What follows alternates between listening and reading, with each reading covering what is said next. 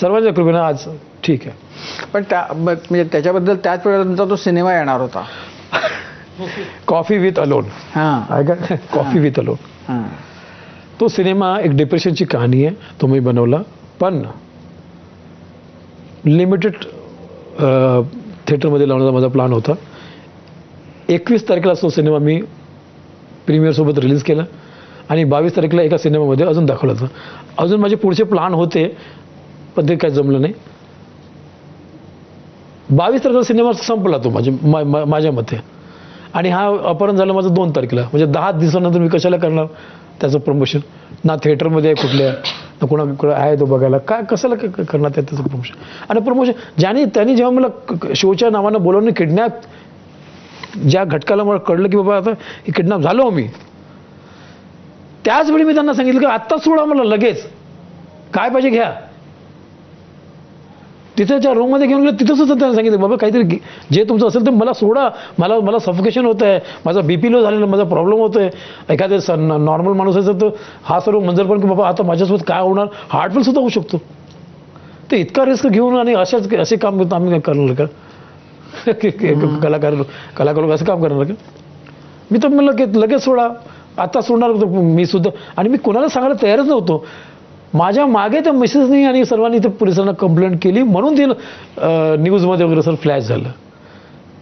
त्यांचा जेव्हा मला फोन आला चुकीच्या नंबरवर कि तुमने क्या कर दिया, तो बोला मेरे को नहीं पता, मेरे को तो वो पुलिस को पता चल गया तो मुझे तो कुछ तो बोलना था, लेकिन घबराओ मत, मैं आपका नाम नहीं लूँगा. तर त्यांनी मला माझ्याच अगेन्स्ट ऑडिओ म्हणून त्यांचा यूज केला की बाबा हा प्लॅन याचाच होता. मी घाबरलेलो होतो, मी नरक भोगून आलो होतो 20 तासाचा. माझे सर्व नंबर, माझे सर्व, त्यांनी माझा मोबाईल घेतला तर माझा DP चेंज केला, आपला DP लावला कुठला तरी, माझे सर्व नंबर आपल्याकडे घेतले आणि त्यांचा जो कारभार होता सर्व तो डिलीट केला त्यांनी.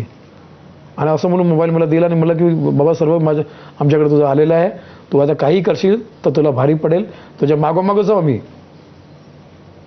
जेव्हा त्यांचा फोन आला तर मला वाटलं की बाबा माझ्या बिल्डिंगच्या खाली तर नाही उभे, असं झालं होतं. तर त्या घाबरण्याच्या याच्यामध्ये आणि त्यांच्या प्रश्नामध्ये त्यांनी असं समा बांधला की त्यांना लोकांना वाटलं की बाबा हे माझाच प्लॅनिंग आहे की काय. पण पोलिसांना, थँक्स टू मेरठ पोलीस आणि UP सरकार, आपलं योगी सरकार, त्यांनी खूप फास्ट ट्रॅकमध्ये काम केलं आणि माहीत पडलं की बाबा हा त्यांचाच प्लॅन होता. पण मग ज्यांनी तुमचं अपहरण केलं ते आणि त्या मुश्ताक खानचं केलं ते एकच लोक सेम पॅटर्न? पण पॅटर्न सेम, पण लोकही तेच आहेत का? हो तेच, याच लोकांनी केलं. पण याच्या आधी यांनी म्हणजे असं केलेले आहेत 4-5 लोकांना केले आहेत. काही लोक बोलत नाही, काही लोक बोलतात की नाही माझं नाही झालं, मी गेलो होतो पण माझं नाही झालं. तसं काय, पण ते ॲडजस्ट करण्याचा प्रयत्न करतात. पण ज्याचं त्याचं सर्वांचं आहे, कारण सर्वांना एक भीती तर असतेच. मुश्ताक खान समोर आले, त्यांनी FIR केली आहे आणि माहीत पडलं हे तेच पॅटर्न, सेम घर ते सेम, लोक इथे सेम झालं.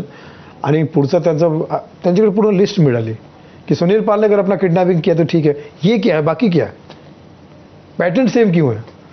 तुम्हारी उससे बातचीत हुई सुनील पाल से, तो उसने अगर अपना किडनैपिंग करवाया है तो कहाँ मिले तुम लोग बातचीत के लिए? एक पल के लिए भी कोई बात, जब तुम लास्ट वाला रिकॉर्ड कर सकते हो तो पहले वाला क्यों नहीं किया रिकॉर्ड? तुम तो इतने स्मार्ट और इतने शार्प हो.